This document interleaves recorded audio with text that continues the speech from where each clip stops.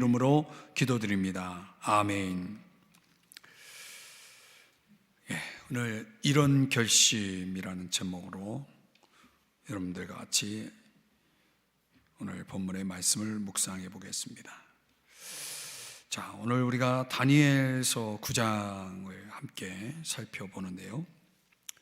이 다니엘은 영적인 삶의 균형을 가진 사람이었습니다. 이 균형 있는 삶의 좋은 모델이라고 할 수 있습니다. 그가 가진 균형이라고 하는 것은 먼저는 그는 말씀을 가까이 하는 사람이었고, 말씀을 가지고 사는 사람이고, 그리고 그는 또 기도하는 사람이었다는 거예요.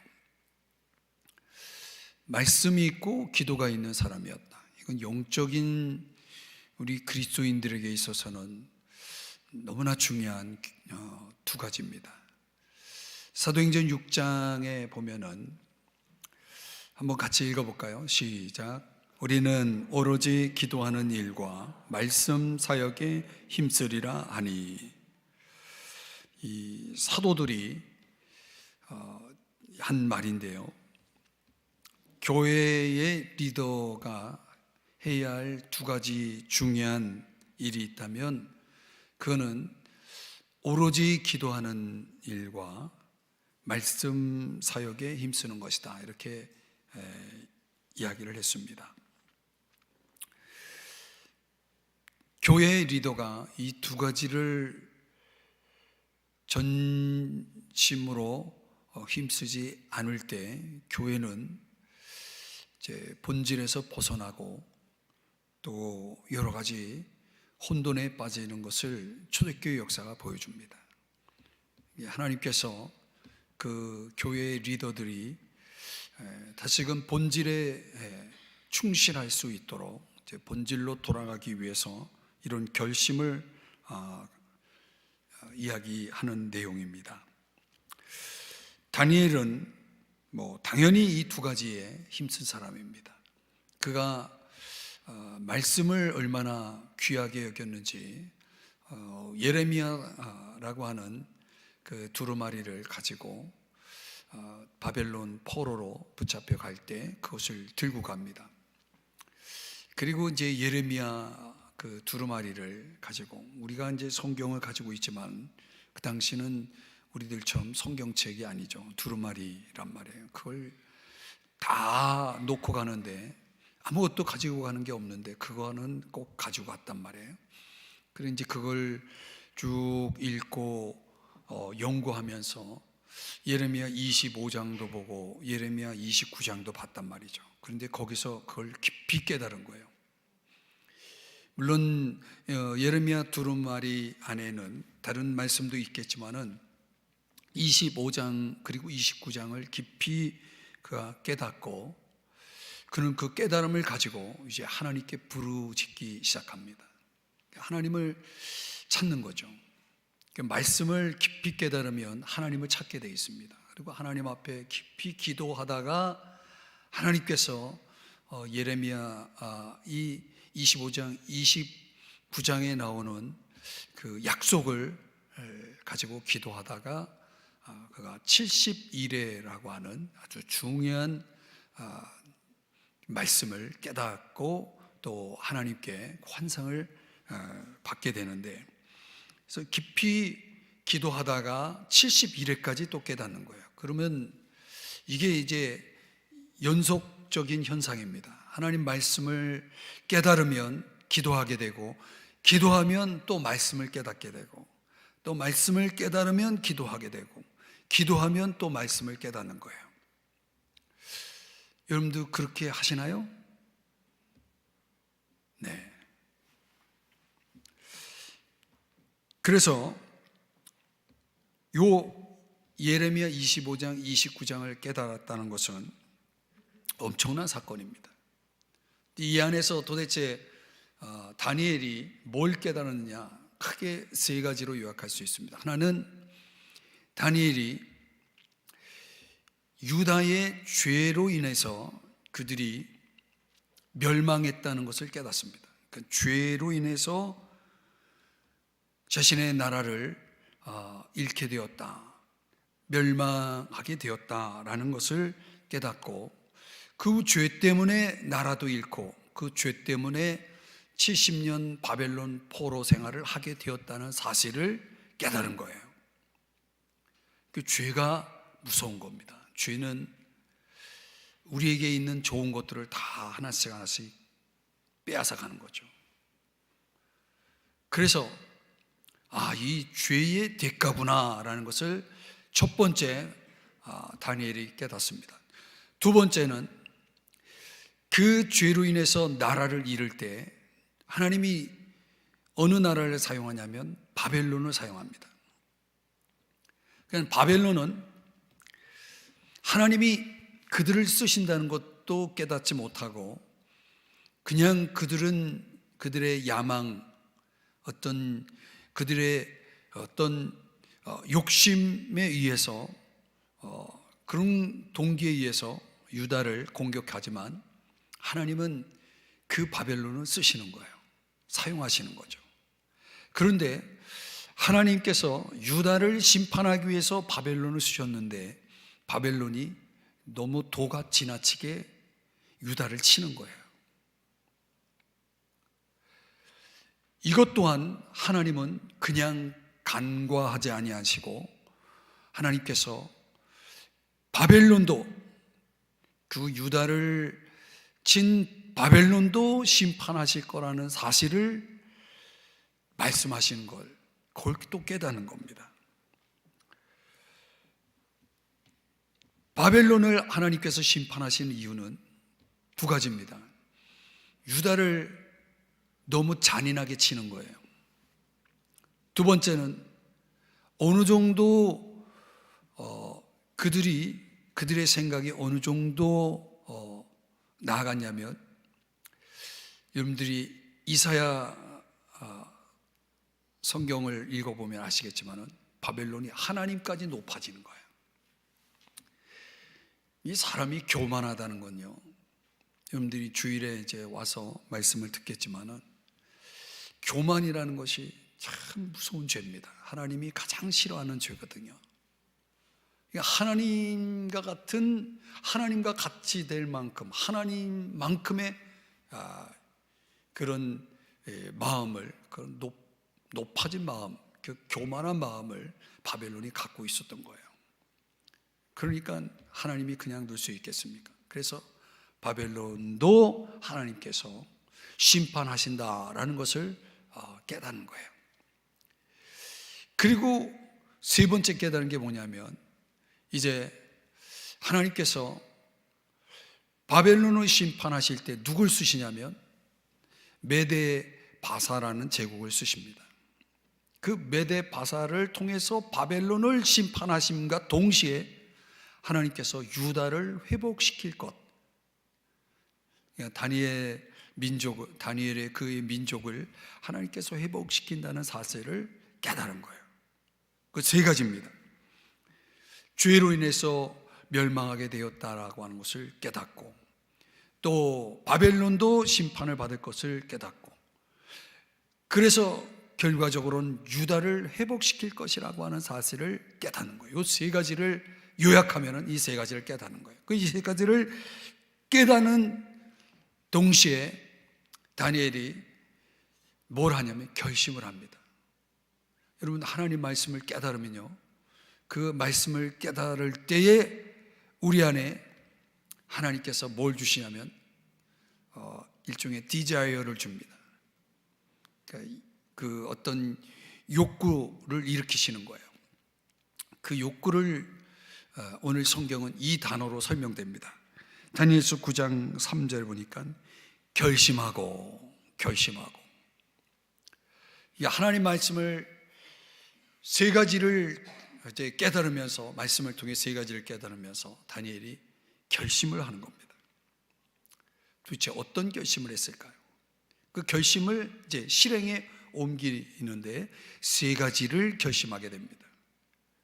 그 세 가지를 여러분들과 같이 살펴보면서 오늘 우리가 기도하기에 앞서서 은혜를 받고자 합니다. 첫 번째 결심은 기도를 준비하기로 결심합니다. 기도를 준비하는 겁니다.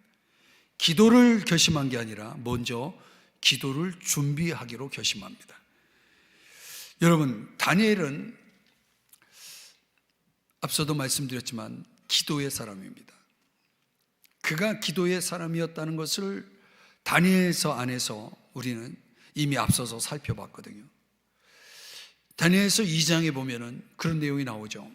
느부갓네살 왕이 자신의 꿈을 해몽하지 못하는 바벨론 제국 아래 그 많은 지혜자들을 다 죽이기로 결심합니다. 그래서 명령을 내리죠. 내 꿈을 알게 하고 또 해몽 해석하지 못한 저 지혜자들을 다 죽이라. 다 죽이라. 그러니까 그 명령과 함께 누구도 같이 죽게 돼 있냐면 다니엘과 세 친구도 같이 이제 죽게 되는 상황이 벌어집니다. 그때 다니엘 2장 18절 말씀에 보면은 뭐 하냐면 다니엘이 세 친구를 찾아가서 이렇게 말하는 겁니다. 이 바벨론의 지혜자들과 우리들 친구들과 다니엘을 포함해서 이 지혜자들이 죽임을 당하지 않게 하시기를 그들로 하여금, 친구들로 하여금 구하게 하니라.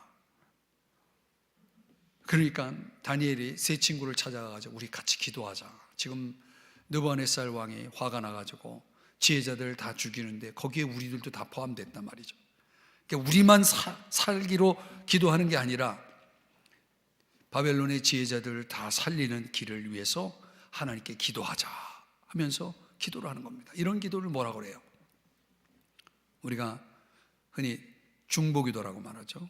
도고기도라고 말하죠. 그러니까 다니엘은 어떤 위급한 상황이 있을 때 뭐 한 사람이에요? 기도부터 한 사람이에요. 기도의 사람이죠. 또 다니엘서 6장에 가보면 우리가 잘 아는 대로 다니엘은 하루에 3번 기도하는 습관을 가지고 있었던 사람이에요. 하루에 한 번 기도하기도 힘든데 하루에 3번 기도하는 사람이었다는 거예요. 하루에 3번씩 하나님 앞에 감사하면서 기도를 합니다. 그런데 다니엘서 6장의 상황 속에서 보면 왕 외에는 누구에게도 어떤 사람, 어떤 신에게도 구하지 못하게 만든 금령이 내려집니다. 금령. 왕의 명령이 떨어졌단 말이죠. 근데 그 왕의 금령의 내용을 알고도 다니엘이 하루 3번씩 기도하던 그의 습관대로 전에 하던 대로 했던 그 기도를 멈추지 않았다는 거예요.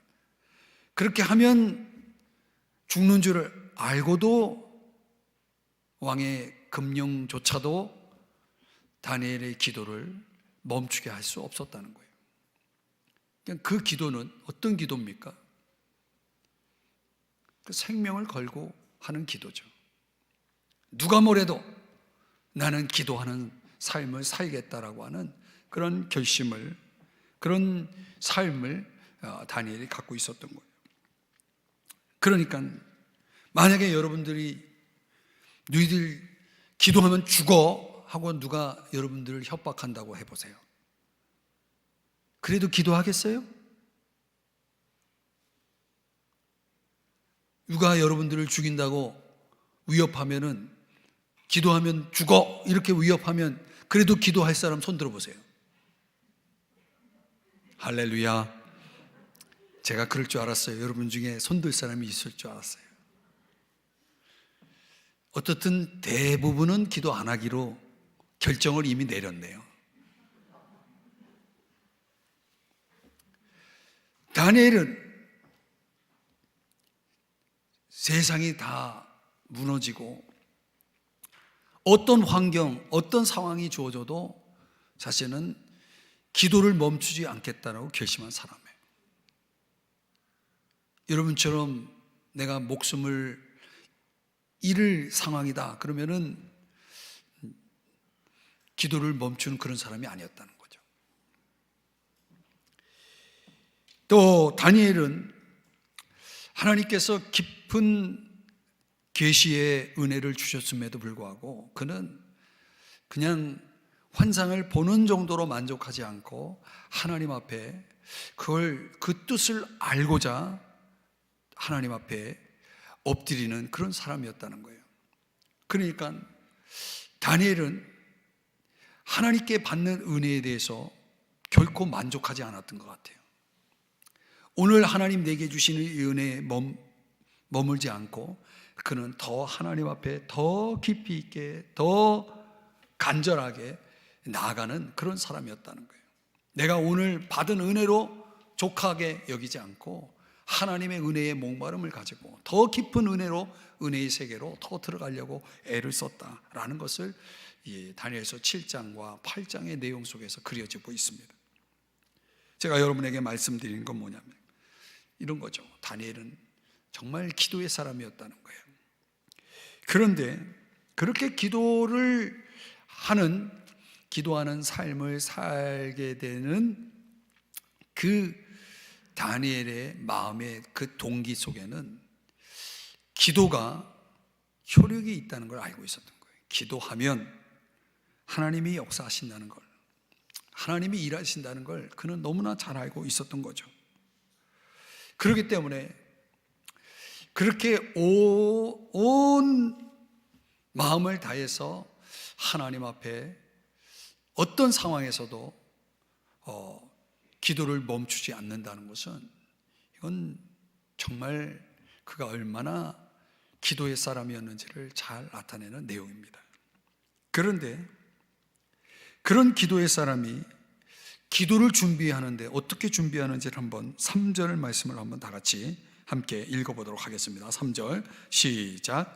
내가 금식하며 베옷을 입고 죄를 덮어쓰고 주 하나님께 기도하며 간구하기를 결심하고.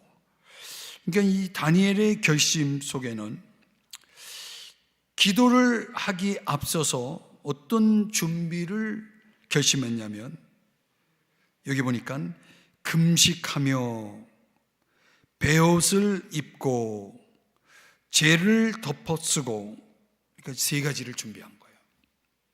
기도에 앞서서. 여러분들이 뭐 기도를 한다 그러면 그냥 기도하면 되는 거지 뭘 준비를 하느냐 그렇게 생각하시겠지만은 다니엘은 기도에 앞서서 요 세 가지를 하기로 결심을 한 겁니다. 금식을 하고 베옷을 입고 죄를 덮었었다.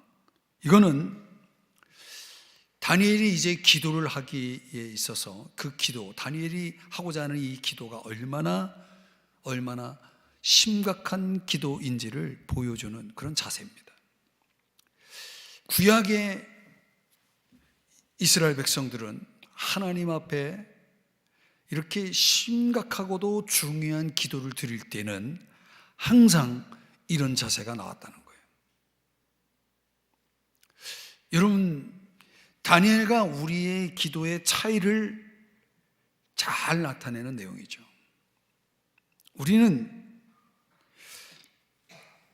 우리도 물론 기도를 합니다. 그렇죠? 우리도 기도하는 삶을 삽니다.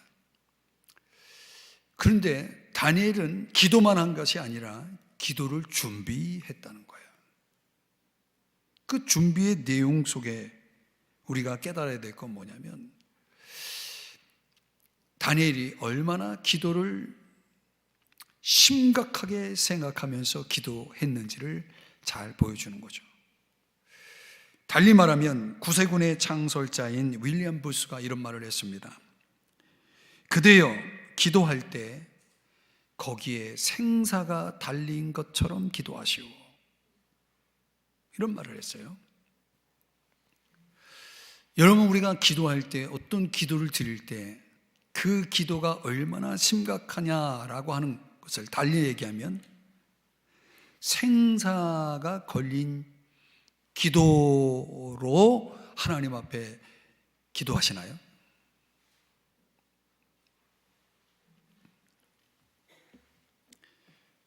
다니엘은 지금 하나님 앞에 그런 기도로 하나님 앞에 나오고 있는 것입니다. 생사가 달린 거예요. 민족의 운명이 걸려 있는 겁니다. 이 얼마나 중요한 시점입니까?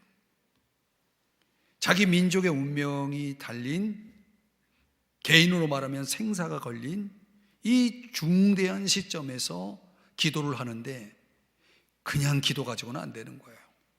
그래서 그는 기도를 위해서 금식하고 베옷을 입고 죄를 덮어 쓰는 것입니다.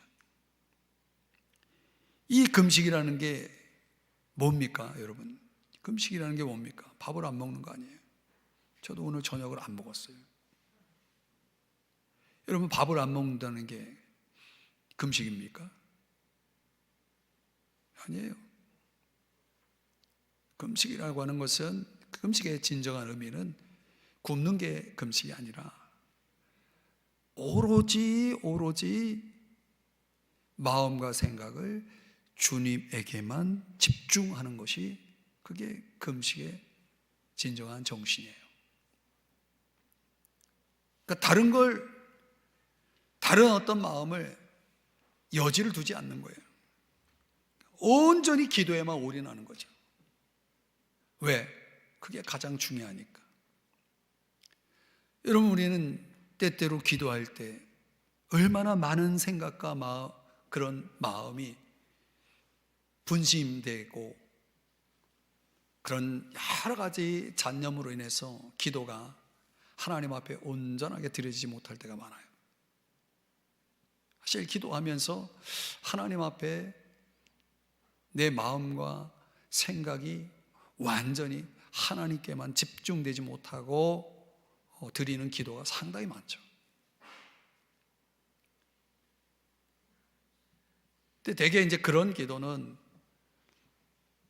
흔히 이제 중언부언하는 기도가 될 경우가 많죠. 지금 다니엘은 그런 기도가 아닌 거예요. 다른 데 신경을 안 써요. 오직 하나님께만 마음과 생각을 집중하면서 그분께 드리는 거죠. 내 마음을 드리고 생각을 드리고, 다른 어떤 것도 이제 모든 것들을 다 단절하고 그분에게만 온 마음으로 나아가는 것이죠. 여러분, 이런 마음 없이는 하나님의 마음을 움직일 수가 없어요. 하나님께서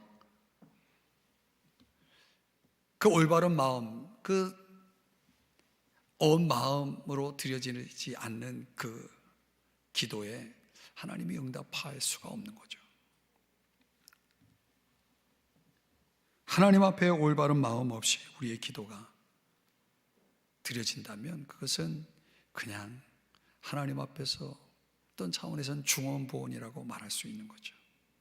중언부언의 기도의 그 정의가 그거거든요. 마음 없는 기도. 마음 없는 기도. 여러분, 오늘 금요기도에 나와서 마음 없는 그런 기도의 시간이 되지 않기를 바랍니다. 그러니까 우리가 다니엘이 이런 금식, 베옷을 입고 죄를 덮어 쓰는 이런 기도의 준비야말로 응답받는 기도의 조건이라고 할 수 있는 거죠. 그걸 어디서 어느 성경에서 보여주냐면 역대하 7장 14절의 말씀인데, 우리 한번 다 같이 함께 읽어보겠습니다. 시작. 내 이름으로 일컫는 내 백성이 그들의 악한 길에서 떠나 스스로 낮추고 기도하여 내 얼굴을 찾으면 내가 하늘에서 듣고 그들의 죄를 사하고 그들의 땅을 고칠지라. 아멘. 이런 마음이, 스스로 낮추고 기도하여 내 얼굴을 찾을 때 온 마음으로 주님 앞에 나아갈 때에 그때 하나님께서 듣고 고쳐주신다, 응답하신다는 거죠. 사랑하는 여러분, 오늘 여러분들이 주님 앞에 나와 기도할 때 어떤 기도를 가지고 주님 앞에 기도하든지 먼저 우리가 해야 될 결심이 있다면 기도를 준비하는 것입니다. 어떻게 준비합니까? 먼저 여러분들이 온 마음으로 주님 앞에 여러분의 마음과 생각이 가 있어야 되는 거예요. 그게 돼야 하나님이 우리의 기도를 정말 간절하구나, 정말 절실하구나, 정말 생사를 좌우하는 그런 기도구나, 그런 진정성을 하나님이 보시는 거 아니겠습니까? 그러니까 하나님 앞에 우리의 기도가 그냥 마음 없이 생각 없이 단지 기도라는 그냥 모양만 가지고 있어가지고 하나님이 우리의 기도를 들으시고 역사한다라고 생각하지 마세요. 하나님께서 우리가 우리 자신을 낮추고 우리의 마음과 생각을 주에게 향할 때에 그 진정성 있는 기도가 되기 때문에 우리 주님께서 이제 응답하신다는 거예요. 그 다니엘이 그걸 안 거예요. 하나님 앞에 저와 여러분의 삶에도 이런 결심이 있기를 바랍니다. 그래서 때때로 여러분들이 정말 생사를 걸 만한 중요한 문제가 있거든 하나님 앞에 기도를 준비하세요. 기도를 준비하기 위해서 주님 앞에 결심하세요. 그래서 하나님 앞에 정말 온 마음으로 한번 기도해 보세요.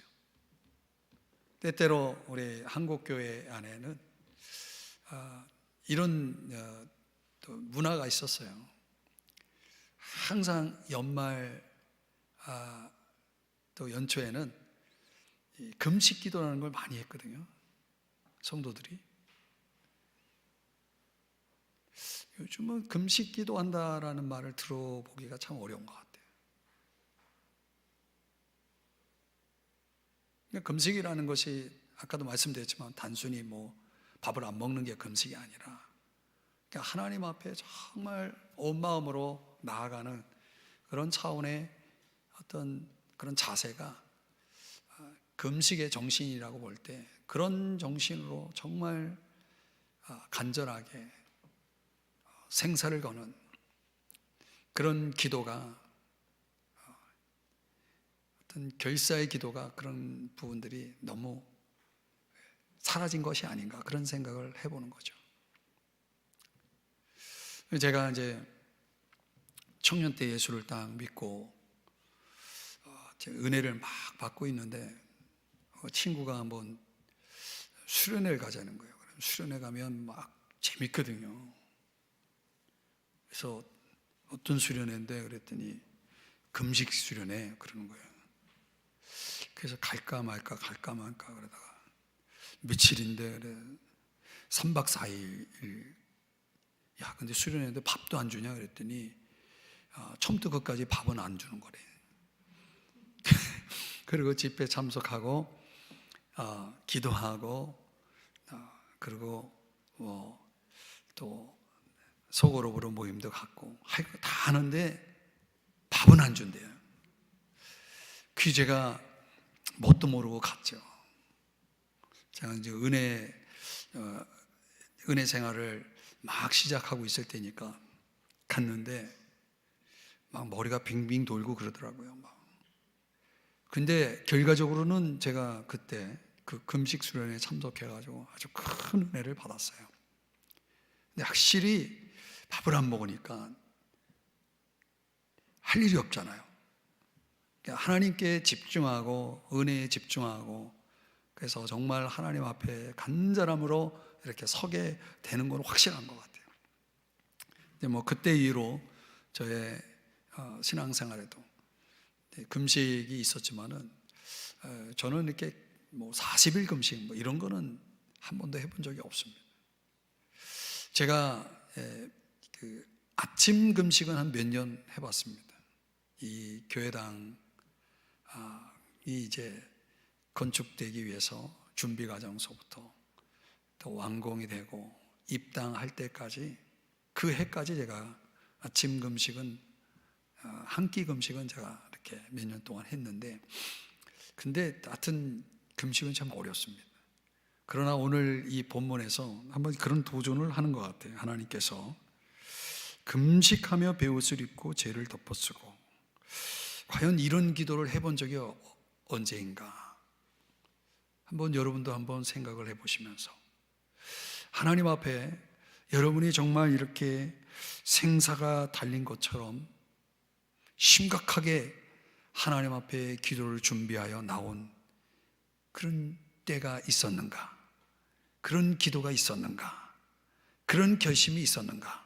한번 돌아보면서 오늘 이 다니엘이 우리에게 보여주는 이 결심을 오늘 여러분에게 하나님이 오늘 저와 여러분에게 도전해 주고 있는 것입니다. 두 번째는 어떤 결심을 하는가 봤더니 주님을 경배하는 것입니다. 주님을 경배하기로 결심합니다. 생사를 거는 이런 문제가 우리의 삶 가운데 있죠. 그럼 너무나 그런 경우에는 정말 하나님밖에 없잖아요. 그냥 하나님 앞에 달려나와서 막 기도를 한단 말이에요. 하나님 앞에 기도를 하죠.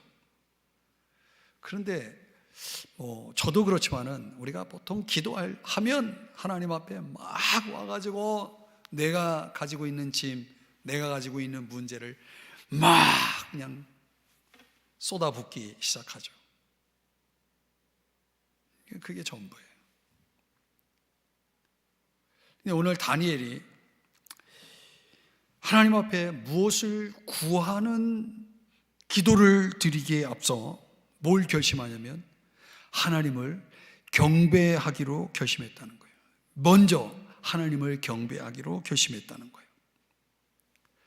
하나님이 역사하시는 기도를 가만히 성경 안에서 연구를 해보면 예를 들면 이런 겁니다. 에스라서 9장 5절에 보면 에스라가 기도할 때 먼저 뭐 하냐면 먼저 무릎을 꿇고 나의 하나님 여호와를 향하여 손을 들고, 이게 이 경배의 자세를 보여주는 겁니다. 느헤미야 9장 6절에도 느헤미야도 기도하면 먼저 뭐 하냐면 경배하는 겁니다. 주께 경배하나이다. 다니엘도 기도를 하기에 앞서서 그가 먼저 뭘 하냐면 경배를 합니다. 어떻게 경배하는지 다니엘서 9장 4절을 우리 한번 다 같이 읽어보도록 하겠습니다. 시작. 내 하나님 여호와께 기도하며 자복하여 이르기를 크시고 두려워할 주 하나님, 주를 사랑하고 주의 계명을 지키는 자를 위하여 언약을 지키시고 그에게 인자를 베푸시는 이시오. 그냥 기도를 들어주신 하나님을 경배하면서 이렇게 말하고 있는 것입니다. 어떻게 하나님을 부르는가 보니까 크신 하나님 그랬습니다. 하나님은 어떤 분이에요? 크신 하나님이라는 거예요. 얼마나 크시면 그분은 세계의 그 과거를, 미래를 알 만큼 크신 분이에요. 그러면 그분은 너무나 크신 분이에요. 그 모든 걸 아시는 분이라는 거죠. 두려워할 하나님, 이렇게 그는 경배를 합니다. 왜 하나님을 두려워해야 됩니까? 그분은 우리의 생각과 언행을 다 아시는 분이라는 거예요. 그분은 우리에 대해서 모르는 게 없는 거예요. 그래서 우리는 그분을 두려워할 수밖에 없는 거예요. 적극적으로는 하나님은 하나님을 사랑하고 그의 계명을 지키는 자들에게 무한한 사랑을 베푸시겠다라는 말씀을 하셨어요. 그러나 소극적으로는 모든 죄에 대해서 하나님은 그 책임을 물으시겠다라고 하는 말씀도 하십니다. 우리는 사랑의 하나님만 생각하지 어미하시고 공의를 행하시고 우리의 죄악을 심판하시면서 우리에게 책임을 물으시는 그 두려운 하나님을 생각하지 않을 때가 많단 말이에요. 하나님을 두려워해야 되는 거예요. 두려워할 하나님이십니다. 지금 다니엘은 그 두려우신 하나님을 경배하고 있는 것입니다. 또 주 하나님 하면서 경배합니다. 하나님을 어떻게 부르냐면 주 하나님. 여기서 주는 아도나이라는 단어를 씁니다. 아도나이. 우리가 흔히 유대인에게 있어서 하나님을 부를 때 엘이라는 단어를 사용하기도 하고 야훼라는 단어를 쓰기도 합니다. 엘은 하나님이라는 뜻이고 야훼는 여호와라는 뜻입니다.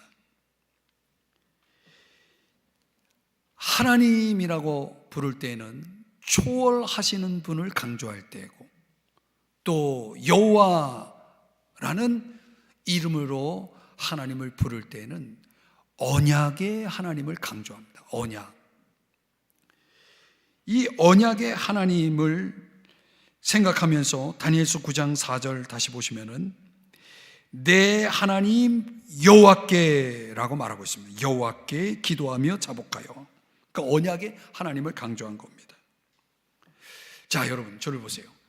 우리가 언약의 하나님이라고 할 때 그 언약을 여러분들이 좀 이해하셔야 됩니다. 성경에서 하나님이 언약의 하나님이라고 말할 때 그 언약은 세 가지로 요약합니다. 하나는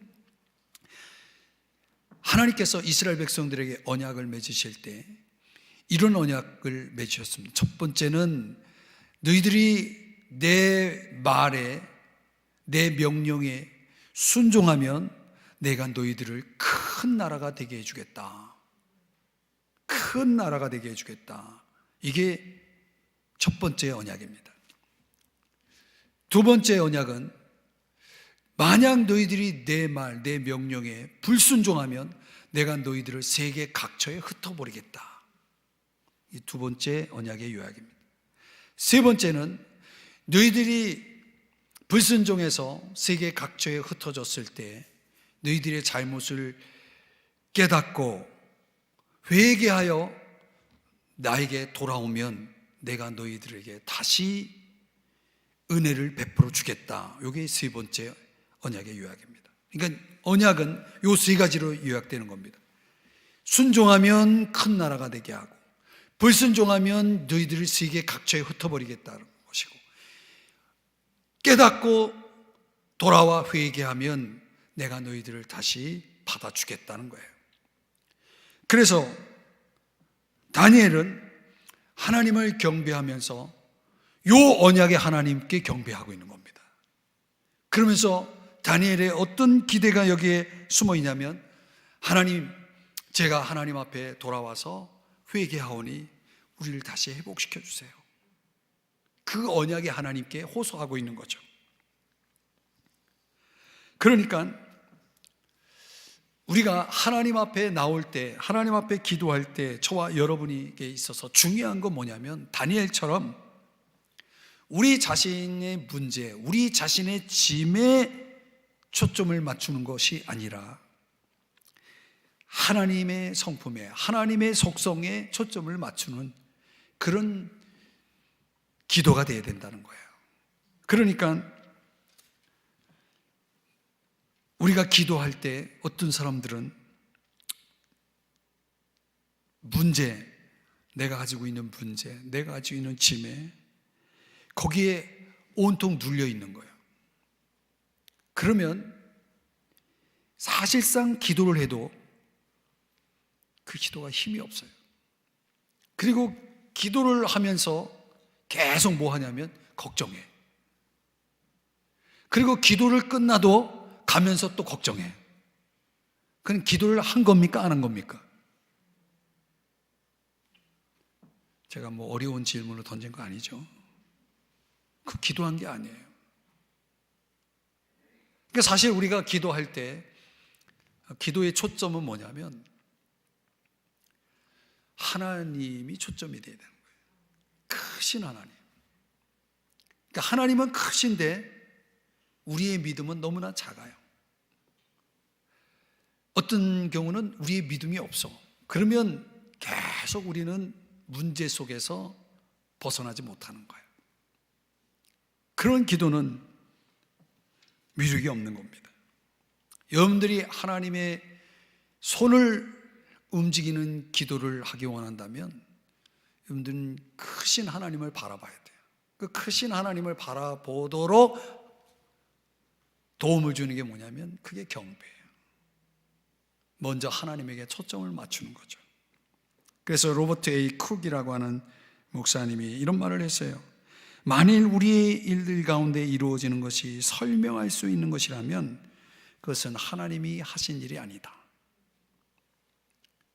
우리의 인생에 있어서 정말 우리가 설명할 수 있는 일들, 그런 일들, 우리 가운데 이루어진 많은 일들 속에는 우리가 설명할 수 있는 일들이 있죠. 그런 것들은 굳이 하나님이 역사하신 거라고 말할 수 없다라고 그는 얘기합니다. 다시 말하면 역설적인 거지만 우리가 설명할 수 없는 일들이 일어났다면 그건 하나님이 하신 일이라는 거예요. 그러니까 우리가 하나님을 크게 믿어야 되는 거예요. 우리의 믿음이 커져야 되는 거예요. 우리의 믿음이 하나님께 초점을 제대로 맞추면 우리의 모든 짐과 우리의 문제들은 적절한 시각으로 우리에게 다가오게 돼요. 그럼 우리가 하나님이 그렇게 크시다면 그 크신 하나님 앞에 우리의 문제가 그 하나님 앞에 드려진다면 그 우리의 문제는 문제가 될 수가 없는 겁니다. 왜냐하면 그 크신 하나님 앞에 어떤 것도 문제가 될 수가 없기 때문에. 그러니까 우리가 하나님 앞에 나갈 때 문제가 아니라 먼저 그분의 이름을 찬양하고 그분을 경배하기로 결심할 필요가 있는 거예요. 우리가 그분을 경배할 때, 그분을 찬양할 때, 그분 앞에 엎드릴 때 우리의 문제는 작아질 뿐만 아니라 우리의 문제는 사라지는 줄 믿으시기 바랍니다. 그러니까 하나님이 우리의 문제를 해결하시도록 우리는 우리의 문제에 눌려있는 사람이 아니라 하나님의 그 영광, 하나님의 능력, 하나님의 그 크심 앞에 압도되는 사람이 되어야 되는 것이 중요하다는 거예요. 지금 다니엘은 그런 기도를 하나님 앞에 하기로 결심한 겁니다. 우리도 먼저 하나님을 경배하기로 결심하기를 주의 이름으로 축복합니다. 그러니까 오늘부터 그걸 적용하셔야 됩니다. 먼저 하나님을 찬양하고 먼저 하나님을 높이시는 그런 기도, 그런 기도로 나올 수 있기를 주의 이름으로 축복합니다. 마지막 세 번째는 어떤 결심을 하냐면 죄악을 고백하기로 결심합니다.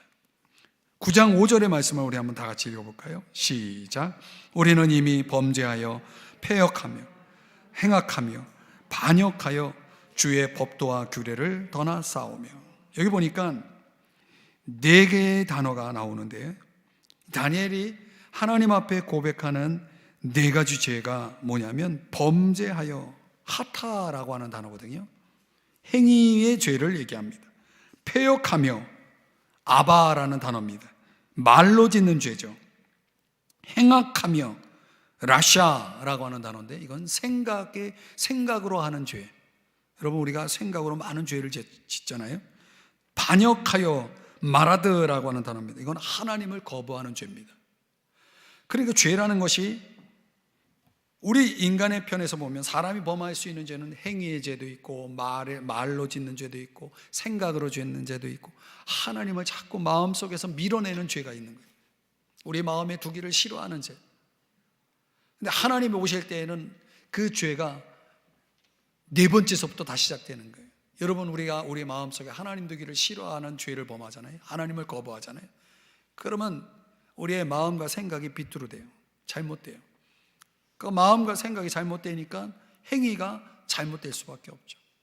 죄라는 것이 점진적으로 그렇게 잘못되어져 가는 것이 어디서 출발합니까? 우리 마음속에 하나님 두기를 싫어하는 것부터, 하나님을 거부하는 것으로부터 죄는 시작되는 겁니다.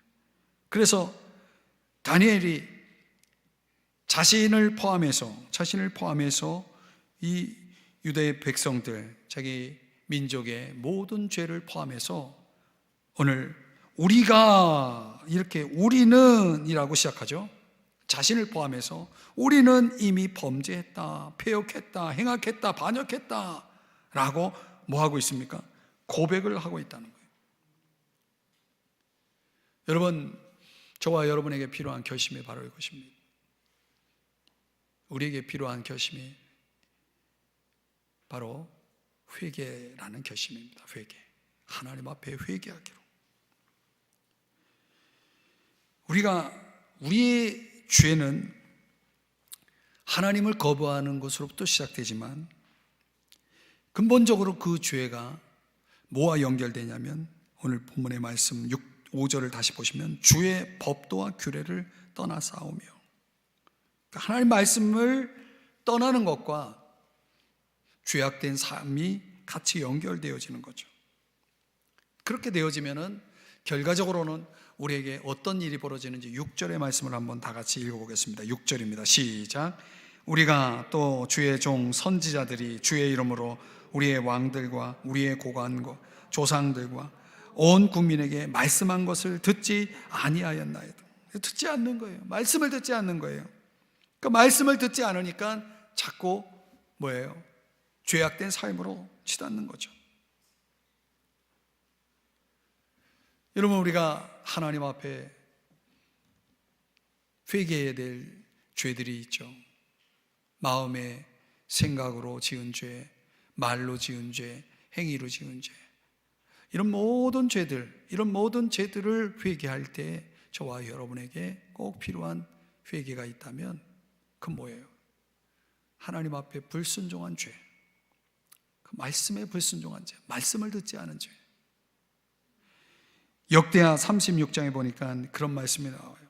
하나님께서 부지런히 그의 사신들을 그의 백성에게 보내어 이르셨으나, 하나님이 선지자들을 보내서 백성들에게 그렇게 말씀을 전했지만은 16절에 보니까 그의 백성이 하나님의 사신들, 하나님이 보낸 선지자들을 비웃고 말씀을 멸시하고 그의 선지자들을 욕하여 하나님의 진노를 그의 백성에게 미치게 하여 회복할 수 없게 하였으므로 하나님이 참다 이제 드디어 더 이상은 이제 안 되겠다 해서 하나님이 오래 참으셨다가 하나님이 드디어 이제 그들을 심판하기 시작하는 거예요. 여러분, 불순종이라고 하는 것은, 말씀에 대한 불순종이라는 것은 항상 하나님께서 참고 또 참고 또 참다가 드디어 그분의 때가 될 때 이제 하나님께서 그를 다루시는 거예요. 불순종이라는 것이 한두 번으로 끝나지 않고 계속 불순종하고 또 불순종하고 또 불순종하는 모습으로 나가는 거예요. 그래서 그 결과로 인해서 다니엘 9장 7절 8절에 보니까 이런 표현이, 이런 단어가 계속 반복됩니다. 수치라는 단어가 반복됩니다. 그러니까 이스라엘 백성들이 결국은 말씀을 듣지 아니함으로 그들은 어떻게 되었습니까? 수치를 안게 되었다는 거예요. 수치를 안았다. 부끄러움을 당하게 되었다는 거죠. 누가? 그들의 왕들이, 고관들이, 조상들이 그런 일을 당했다는 거예요. 그러니까 이스라엘의 역사, 유대 민족의 역사라고 하는 것은 수치스러운 역사들이 그들의 역사 속에 있죠.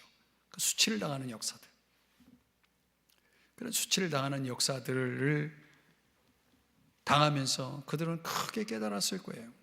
그들이 바벨론 포로로 붙잡혀가면서 수치를 당할 때 그 죄의 대가가 얼마나 큰 줄을 그들이 깊이 깨닫지 않았겠습니까?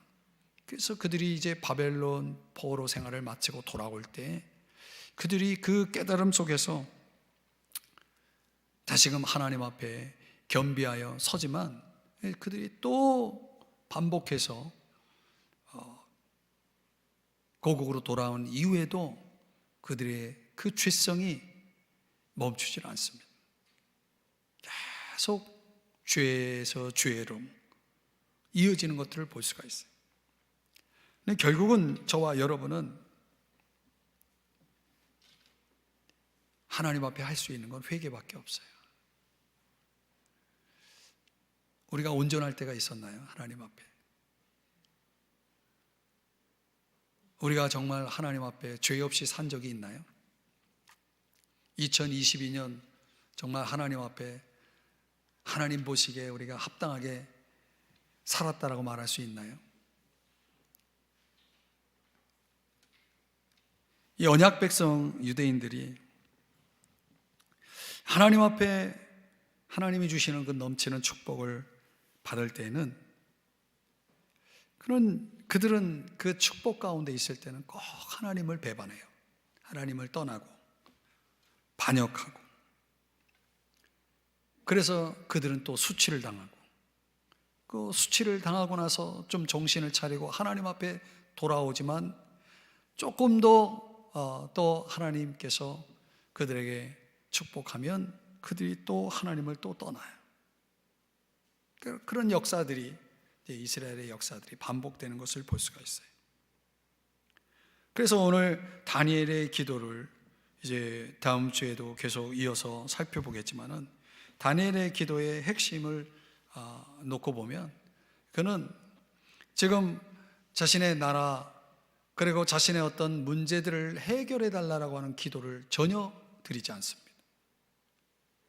다니엘서 9장의 기도의 핵심은 회개밖에 없어요. 이 기도에 처음부터 끝까지 회개만 기도하고 있어요. 여러분, 우리가 하나님 앞에 나와 기도할 때 회개 기도 합니까? 하나님 앞에 회개 기도 합니까? 한다 해도 형식적인 회개만 하지 않습니까? 이 다니엘서에서 이 9장, 이 다니엘의 기도, 긴 기도가 처음부터 끝까지 그가 하나님 앞에 회개 기도만 하고 있는 거예요. 회개 기도만. 말씀을 깊이 깨닫고 나서 그가 하나님 앞에 결심하고 죄를 고백하기로, 죄악을 고백하기로, 회개하기로 결심하고 회개 기도만 하는 거예요. 참 얼마나 참 귀한 일입니까? 하나님 앞에 다니엘의 기도가 응답될 수밖에 없었던 중요한 비밀이 이 응답받는 기도의 열쇠가 여기에 소개되고 있는 것입니다. 그러니까 우리의 많은 기도가 하나님의 보좌를 움직이지 못하는 이유가 있어요. 회개가 없어요. 회개가 없어요. 그 진정성이 있는 회개.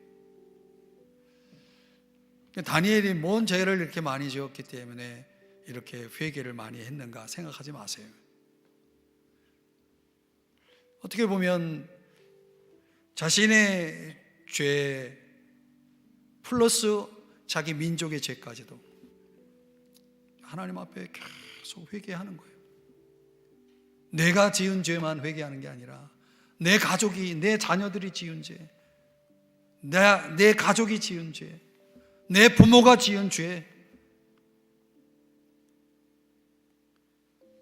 이 민족이 지은 죄가 얼마나 많아요. 그런 죄를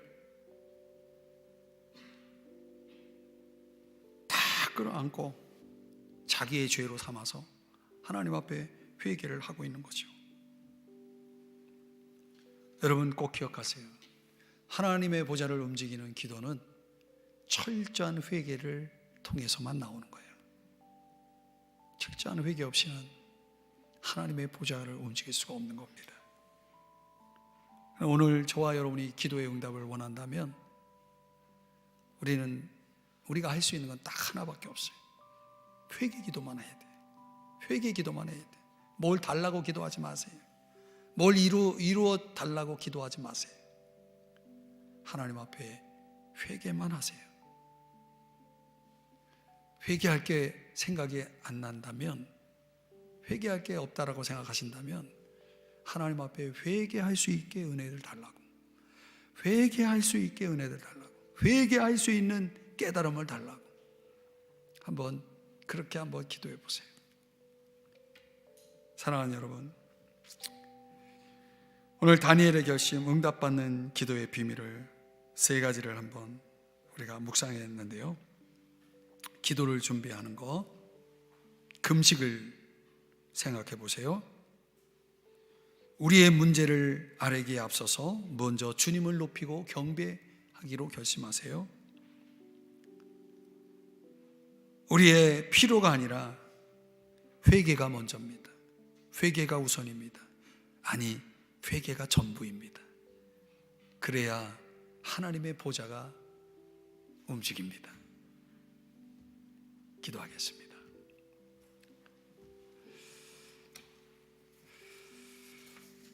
사랑하시는 주님, 오늘 이 시간 하나님 앞에 기도합니다. 저희들의 마음과 생각이 하나님 앞에 온전히 드려지는 그런 겸비함이 있는 기도가 되기를 원하고, 주님을 높여드리는